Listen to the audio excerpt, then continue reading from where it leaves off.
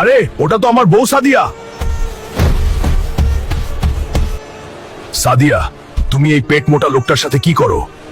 তোমার মতো ভিখারির সাথে আমি আর থাকবো না। ওর যেমন পেট আছে তেমন টাকাও আছে, আমার সব শখ পূরণ করে। তুই তো আমাকে ঠিক মতো খাওয়াতেই পারো না। সাদিয়া প্লিজ এমন করো না, তুমি আমার সাথে চলো প্লিজ প্লিজ, আমি তোমাকে অনেক ভালোবাসি। ইয়া, দূরে গিয়ে মর ভিখারি। আজ আমি গরিব বলে সাদিয়া আমাকে ছেড়ে চলে গেল। বন্ধুরা, তোমরা সবাই লাইক সাবস্ক্রাইব করে আমায় শক্তি দাও।